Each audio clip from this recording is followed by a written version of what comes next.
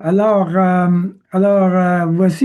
ce que j'aimerais faire avec vous, c'est que vous avez mentionné dans votre formation, le cinquième cours, vous avez parlé de Talmud, vous avez parlé de Targum, etc.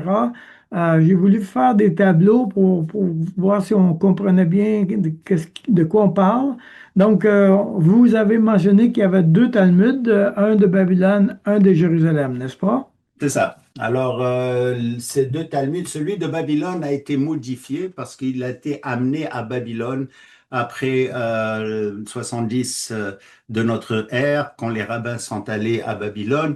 Et il y a beaucoup de modifications, tandis que celui de Jérusalem est peut-être un peu plus précis dans le sens où il est plus fidèle à la Torah elle-même, à l'écrit des Écritures bibliques. C'est celui que j'utilise fréquemment, mais évidemment les deux se ressemblent beaucoup. Est-ce que la perception du Talmud parmi les rabbins est équivalente à l'autorité de la Torah?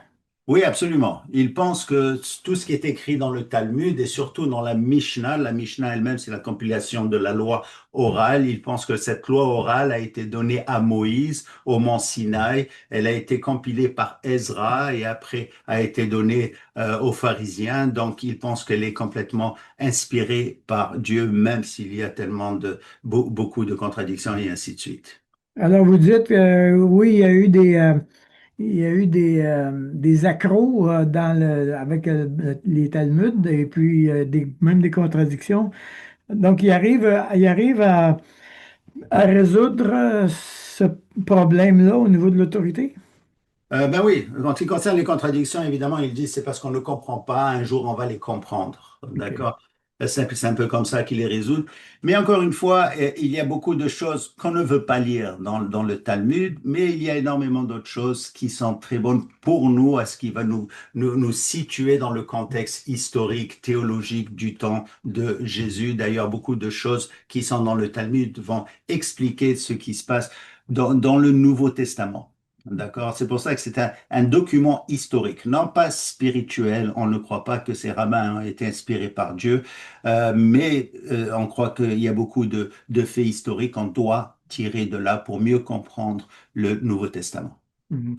Alors, quand on parle de commentaires rabbiniques, là, on parle de plusieurs rabbins qui ont fait des commentaires, pas seulement qu'un. C'est ça, oui, absolument. Et plusieurs, et à travers le temps. Et la majorité a été faite au début du siècle, au début de de l'ère, c'est-à-dire au premier siècle, deuxième siècle. Et ça a été compilé vers le troisième, quatrième siècle. Et là, il y a beaucoup de choses qui ont été ajoutées avec le temps. C'est dur à savoir quoi et qui a ajouté, mais on voit qu'il y a beaucoup de commentaires, différents commentaires sur certaines lois que nous voyons dans la Mishnah elle-même. Donc, les deux livres, Mishnah, Gemara, nous donnent le Talmud. Est-ce que la compilation des lois orales, les lois orales sont-elles arrivées avant Jésus ou après? Non, avant Jésus. Évidemment, OK. avant Jésus, comme on l'a expliqué tantôt, avec Ezra et Néhémie, évidemment, eux autres ont commencé à expliquer la Torah en langue araméenne, c'est-à-dire au peuple juif qui ne comprenait plus l'hébreu. Et avec ça, après eux, les autres qui sont venus ont ajouté dans ces lois-là. Et ce qui a fait, si vous voulez, cette loi orale. Alors évidemment, pour donner plus de crédence à ce qu'il disait que c'était inspiré par Dieu. D'ailleurs, le Talmud, en majorité, a été écrit en araméen. D'accord? Et aussi en hébreu, mais surtout en araméen, suivant, si vous voulez, les targums et le langage qui parlait en ce temps-là. Alors, la compilation, cependant, même s'il y a eu la loi orale avant, la compilation elle-même s'est faite après Jésus, n'est-ce pas? La compilation écrite s'est fait après Jésus. OK. C'est OK. ça. OK. Maintenant, on entend des mots qui semblent associés au Talmud, par exemple, la Haggadah, Halakha, Midrash, Midrash, pouvez-vous nous aider là-dedans? Euh, ok. Alors, commence avec la Haggadah. La Haggadah, c'est un peu l'histoire, ce qui a été raconté. D'accord? Alors, vous voyez que d'ailleurs, même dans l'Ancien Testament, l'histoire est très importante. Les prophètes et Néhémie, qu'on étudie en ce moment, rapportent toujours, souvent l'histoire, ce que Dieu nous a fait pour essayer d'encourager évidemment le peuple juif. Ça, c'est la Haggadah. La Halakha, c'est la loi. la loi surtout orale. Alors, ce que la loi dit sur certains sujets.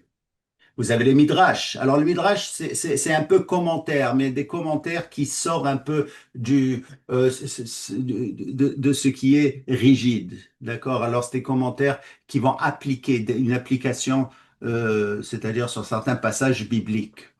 Les mitzvot, ça, c'est les actions. Alors, les actions sont très importantes chez le juif. Alors, le plus de mitzvot vous avez, le meilleur ça va être pour vous dans le temps à venir, et ainsi de suite. Les sages d'Israël, ce sont les rabbins, surtout les rabbins qui ont écrit le Talmud, les rabbins aussi qui ont écrit des commentaires, et ainsi de suite. Donc, le juif se rapporte surtout vers les sages d'Israël et ce qu'ils disent, d'accord? Et la tradition des anciens, c'est le Talmud. Alors, la Mishnah, la Gemara et le Talmud, c'est ça que dont Jésus parlait, ces écrits dont Jésus faisait référence.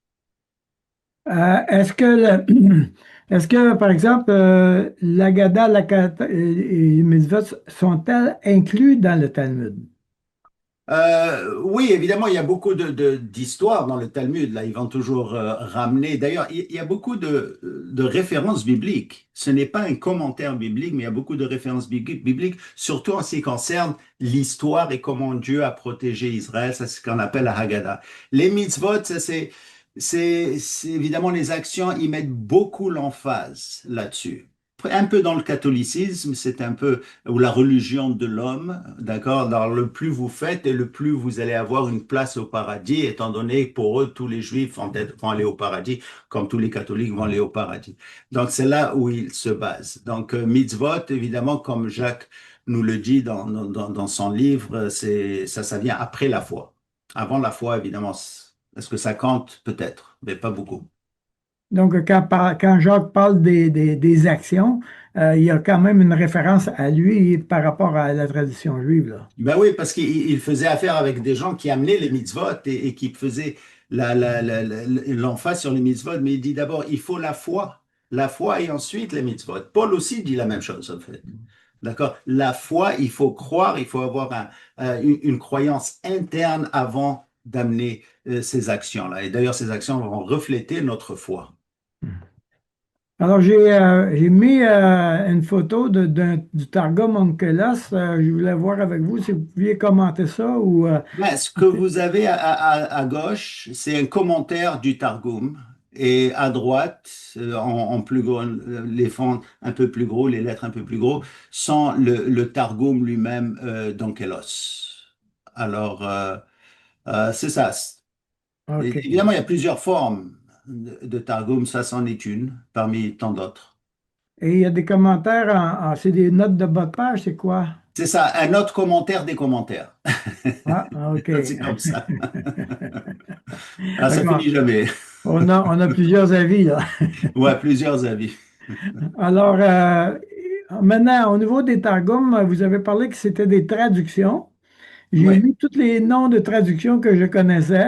Peut-être vous pouvez nous C'est éclairer. ça, alors Ankelos, Néophiti, Pseudo-Jonathan, écoutez, c'est toutes des traductions différentes qui nous sont venues. En ce qui concerne le Pseudo-Jonathan, on ne sait pas si c'est Jonathan ou c'est Jérusalem parce que le Targum, c'est Targum Yud. Yud, c'est comme notre J. Alors, il y en a qui ont dit, ah, c'est Jonathan, d'autres ont dit, non, c'est Jérusalem. Moi, j'aime mieux l'appeler Jérusalem, d'accord? Les autres, Néophyti, Onkelos, Onkelos, c'était d'ailleurs un rabbin, lui, qui était pas juif, hein, qui a été converti au judaïsme et qui a écrit ce Targum. Et ensuite, vous avez, ça c'est pour la Torah, d'accord? Vous avez trois Targums sur la Torah. C'est toujours intéressant de voir ces Targums. Un des meilleurs, bien sûr, c'est celui de Jérusalem ou de Jonathan, parce que celui-là n'a pas été, comme le Talmud de Jérusalem, n'a pas été modifié autant que les autres. Les autres sont allés aussi à Babylone. Alors c'est pour ça que les rabbins eux-mêmes, ils disent de lire Néophéti et Ankelos. Nous disons, non, d'abord lisez celui de Jérusalem. Il est plus proche de la parole de Dieu. Et ensuite, vous avez le Targum de Jonathan, qui peut être aussi un Targum de Jérusalem, mais ça c'est pour la traduction des prophètes. D'accord. Maintenant, la Septante n'est pas un targum. C'est un targum dans le sens du mot traduction, parce que targum veut dire traduction. La Septante est venue après les targums, si vous voulez, ça c'est traduction en grec. Alors, vous savez, il y a eu une très grande population juive en Égypte, d'accord? Et là-bas, ils parlaient grec. Et là-bas, il y avait plus de 1 million de juifs, et c'est pour ça que la Septante a été traduite, ou du moins la Bible a été traduite en grec et on l'appelle la Septante. Alors, c'est-à-dire l'histoire nous dit qu'il y a eu 70 rabbins, c'est pour ça que c'est 70 qui se sont mis ensemble, ou du moins le roi, ce qu'il a fait en ce temps-là, c'est qu'il les a séparés et chacun a fait sa traduction et il a mis cette traduction ensemble. C'est une tradition, on ne sait pas si c'est exact. Mais cette traduction est aussi très importante parce qu'elle nous aide à comprendre beaucoup de mots grecs dans le Nouveau Testament. D'accord? Et comment est-ce que les Juifs considéraient ce mot grec lui-même? Un exemple dans Ésaïe 9,6 ou plutôt 7,14. Ésaïe 7,14 où la Vierge va enfanter. Le mot vierge dans la Septante, c'est parthenos. D'accord? Qui veut dire vraiment vierge, parce qu'aujourd'hui, ils sont en train d'argumenter que le mot alma dans l'hébreu n'est pas vraiment une vierge. Mais ces rabbins ont vu que c'était vraiment une vierge en utilisant le mot parthénos. Donc, tous ces documents sont importants pour nous pour l'étude des Écritures hébraïques et du Nouveau Testament en ce qui concerne la Septante. Ces traductions-là sont arrivées avant la Septante? Ces traductions, c'est-à-dire la compilation de ces traductions est après la Septante, mais l'origine est avant la Septante. Mais d'ailleurs, c'est parallèle. Je ne sais pas si un a influencé l'autre parce que une, c'était en araméen complètement, et l'autre, c'était pour une autre partie d'Israël qui se retrouvait en Égypte, d'accord? Donc, c'était parallèle en elle-même. Mais celui des Targums précède, dans le sens où ça a commencé avec Ezra et Néhémie dans les années 444, et la Septante, ça serait vers les années 350 à peu près, avant Jésus-Christ toujours.